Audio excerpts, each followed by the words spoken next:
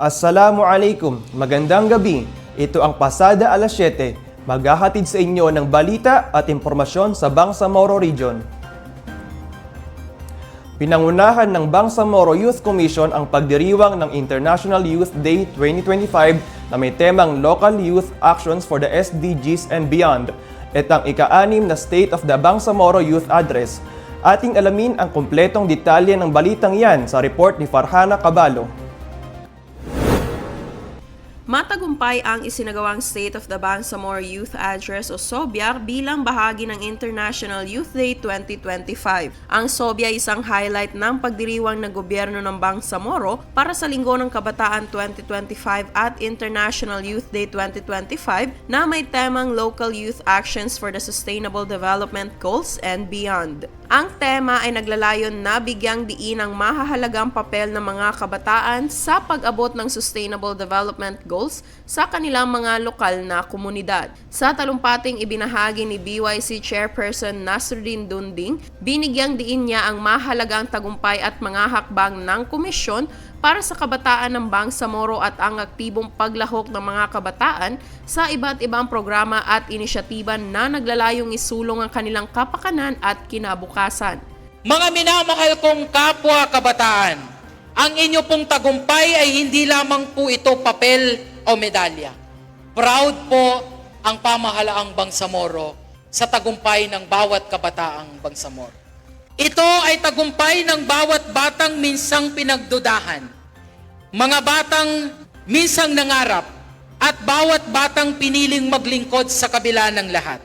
Kaya't muli, sa ngalan po ng ating BYC at ng buong pamahalaan ng pamahalaang Bangsamoro, kami taus-pusong bumabati, humahanga at patuloy na maglilingkod para po sa inyong lahat. Ang inyong tagumpay ay tagumpay ng ating rehiyon. Ang inyo pong liwanag ay ilaw ng ating susunod na henerasyon. Habang pinapalakpakan natin ang ating mga nakamit, mas lalong tumitindi ang ating pananagutan at hinaharap.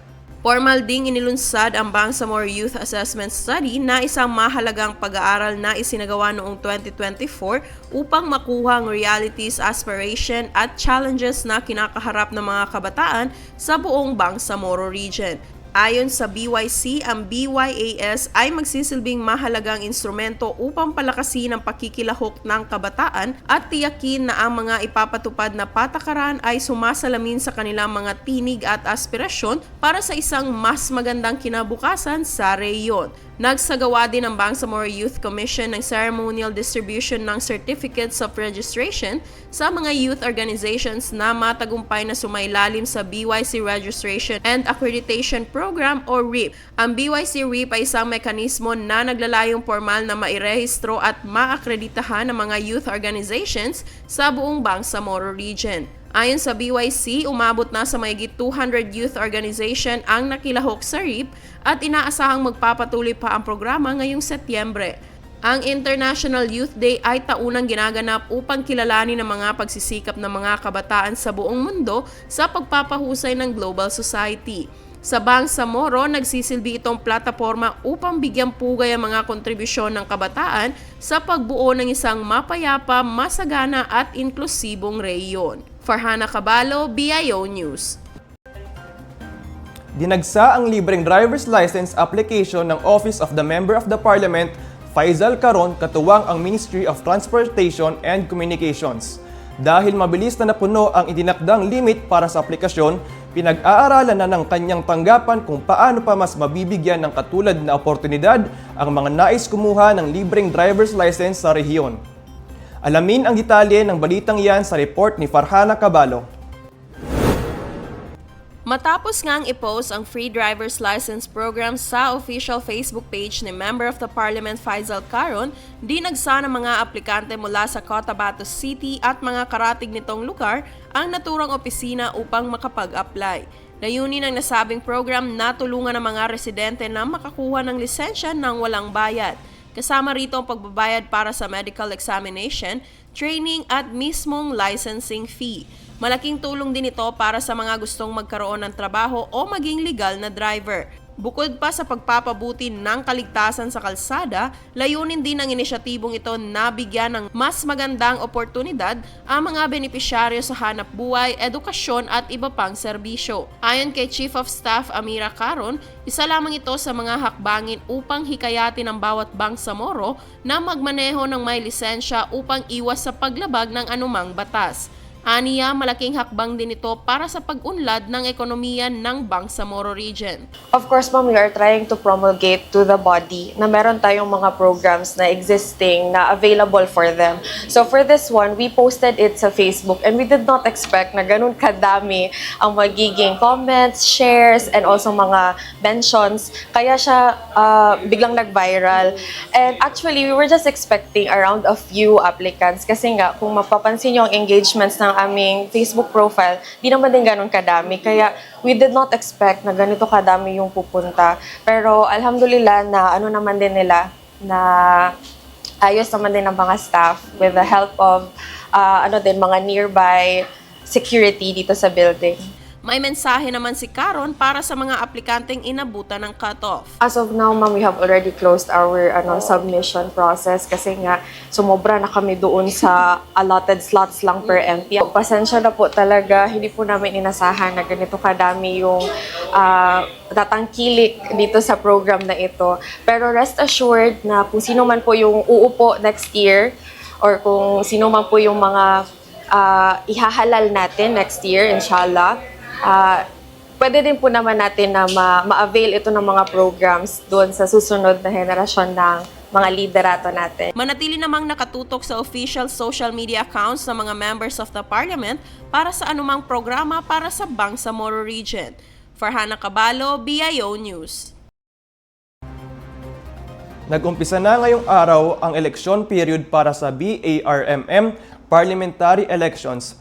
Base sa inalathala ng Commission on Elections sa kanilang Facebook page, pagdadala o pagbabiyahe ng mga baril at iba pang nakamamatay na armas, pagkuha o paggamit ng mga bodyguard, maliban kung may pahintulot mula sa COMELEC, pagbabago sa teritoryo ng presinto o pagtataguyod ng bagong presinto, paglipat o pagre-reassign ng may mga kawani o ng gobyerno maliban na lamang kung may prior approval ng komisyon, pag-oorganisa ng mga reaction forces, strike forces at iba pang katulad nito, pagsuspinde ng mga elective provincial, city, municipal o barangay officer na walang pahintulot ng komisyon at illegal na pagpapalayo ng mga bilanggo. Para sa dagdag impormasyon, bisitahin ang official COMELEC website at social media accounts. Sa mga nais naman malaman ang mga impormasyon kaugnay sa Halalang Bangsamoro, bisitahin ang Facebook page ng Bangsamoro Government at Halalang Bangsamoro.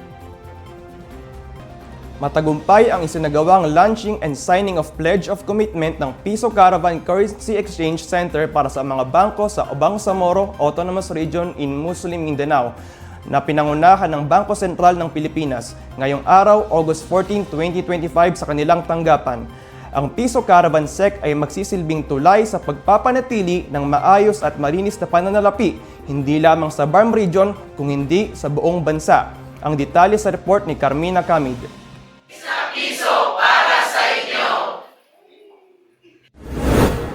Ang Piso Caravan Currency Exchange Center ay isang inisyatiba mula sa Bangko Sentral ng Pilipinas na naglalayong mapahusay pa ang daloy at pag-ikot ng Philippine money sa buong rehiyon ng Bangsamoro. Sa kauna-unahang panahon ay magkakaroon na ng Currency Exchange Center sa BARMM sa pamamagitan ng paglagda ng mga kinatawan ng iba't ibang bangko sa rehiyon sa Pledge of Commitment. Sa implementasyon nito, mapakikinabangan na rin ng mga Bangsamoro ang kanilang mga barya at salaping na pinsala sa iba't ibang dahilan sa pamamagitan ng pagdulog sa mga CEC upang matugunan ang kanilang pangangailangan at maibigay ang katumbas ng halagang kanilang dala-dala. Sa isinagawang launching, ibinahagi ni Dr. Gregorio Bacay III, Acting Area Director ng BSP Cotabato Branch, ang mga dapat at hindi dapat gawin sa pagka-cash exchange, mga kwalifikasyon sa pag-access nito, mga tama at maling pangangalaga sa pera, mga rason ng currency retirement at ang lagay ng banknote fitness sa BARM magmula 2022 hanggang 2024. Binigyang diin ito na ang naturang Caravan ay isang sama-samang inisyatibo na pagtutulong-tulungan ng hindi lamang bank communities at maigting nitong hinikayat ang malaking kontribusyon ng mga Bangsamoro sa pagpapatupad nito.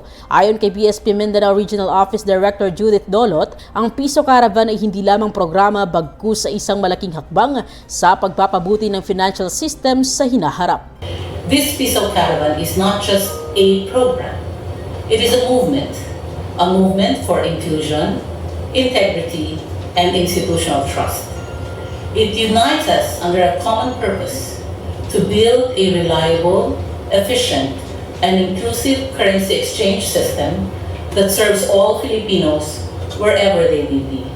This is not just a logistical accomplishment, but a strong step toward greater financial inclusion.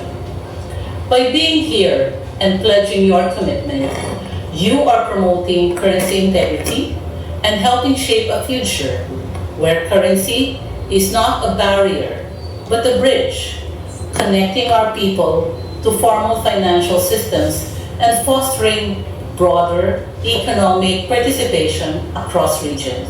Nagtapos ang programa sa pamamagitan ng paglagda ng mga kinatawan ng iba't ibang bangko sa BARM sa Pledge of Commitment kung saan ipinapahiwatig nito na ang mga naturang bangko ay katuwang na ng BSP sa pag-iimplementa ng Piso Caravan at magbibigay serbisyo sa aspeto ng currency exchange. Inaasahan na sa mga susunod na linggo o buwan ay makakabuo na rin ng partnership ang BSP sa mga cooperatives, MSMEs at negosyo centers na magiging isa sa mga unang miyembro ng currency exchange partners ng BSP sa lungsod ng Cotabato.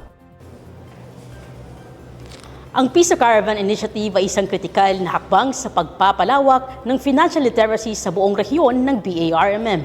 Isa sa mga adhikain na nais makamit ito ay mabigyan ng bawat mamamayang Pilipino ng tamang pagpapahalaga ang pananalapi sapagkat hindi ito barya lamang o papel lamang na panggastos, bagkus isa rin itong mahalagang simbolo ng ating sariling pagkakakilanlan. Mula dito sa Bangko Sentral ng Pilipinas, Cotabato City Branch, Carmina Camid, BIO News.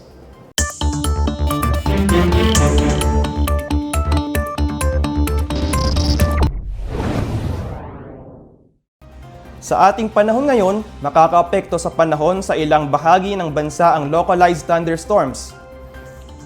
Ayon sa Pag-asa, patuloy itong magdudulot ng mga kalat-kalat na mga pag-ulan sa ilang bahagi ng Visayas at Mindanao.